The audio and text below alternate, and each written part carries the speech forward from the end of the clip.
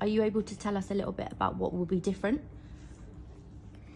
Yeah, I mean, obviously, what we've got here at the moment is like it's like a post-COVID reaction. Like, we built like a pergola concept, and I mean, COVID's sort of a long time ago now. But if everyone can sort of go back to that point where it was very uncertain, a lot of uncertainty, a worrying time, and for people and businesses, and we sort of reacted in a way where, you know, there was a whole sort of indoor-outdoor eating being like a safe way of like meeting friends, and that's what this all stemmed from, and what was kind of luck more than judgment is people loved it, and we just kept on expanding it, and this is kind of what we've got now, is this, and it's been running for like 4 or 5 years, and people still love it. It's just, obviously, it is kind of an outdoor structure, and as I said, in conjunction with that, we were getting this planning permission together, which we finally got.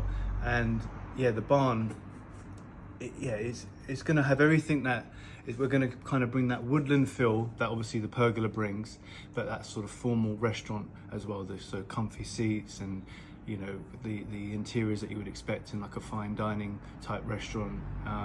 So it's just going to have the best of both worlds, and we've got a lot of surprises coming. You know, we're going to hopefully share a lot of like our meetings with like interior designers about how we're going to, you know, make it look like something that this area has never seen. And yeah, it's just there's everything from the sound, the lighting. Obviously, what people want these days, they want an experience when they go out for dinner. It's not just about serving good food and good drinks. They want an experience, and that's what Arens has always been about, and that's what we're going to take to the next level, which is just going to raise the bar, certainly in this area, of what to expect from a restaurant. Sounds amazing. When do you hope to open again? We're aiming for September. Obviously, you know, these things can change, but as I said, people are going to be well up to date with everything we're doing, and there's going to be like so like they'll see things coming together very slowly. Everything from the groundwork starting to the barn going up to, as I said, like the seating and all the everything from the types of plates we're going to be using, the cutlery we're going to be using.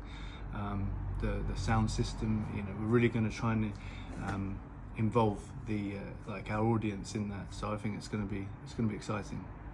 And in terms of for the renovations, are you using sort of like a local company to help you with that, or are you sort of going a bit wider?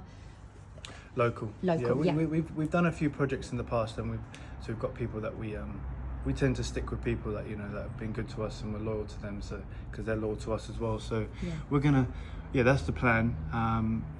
But we are obviously, in terms of like the interiors, like we're probably gonna go up north to speak to a few manufacturers with that, but primarily local tradesmen is what we tend to always stick to. Okay, so you mentioned about moving the roast to Annabella's, which is reassuring for me because I love the roast. Are there any other dishes that we should look out for in terms of new menus, or any other exciting meals coming? Yeah, I mean, obviously with Annabella's, you know, since we've opened, we really hit the ground running during the day with our breakfast and our brunch, and people have really loved it, been really busy. And with our evening, we kind of delayed the opening of our evening, and because we're trying to figure out what the community wants, and it's definitely the type of food that we've seen that people are going for is like Italian food. So we've really geared ourselves. Luckily, the name Annabella's fits well with like the Italian theme, and so, you know, pizza, pasta. We also serve burgers, steaks, different types of mozzarella sticks, mac and cheese bites, sort of family-friendly food that people seem to really like. I love that sort of food, and that's all on the menu now.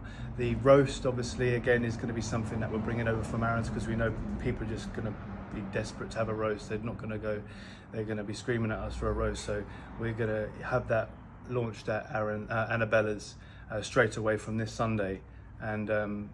So you can really get a bit of everything. As I said, it's open from 7 o'clock in the morning up until 10 o'clock, kitchen closing at 9:30. We obviously do desserts as well, which we've really been working on to make them the best, like crepes, waffles, you know, different types of sundaes, pancakes, French toast. It's something for everybody at Annabella's. Even if you just want to pop in for a coffee or come in the evening for a dessert after going to eat somewhere else and then coming to us, that's fine. We're happy with that. We're happy to have you. Great, well, thank you, Richard. No problem. Looking forward to it. Yeah. I'll keep you updated. Don't worry.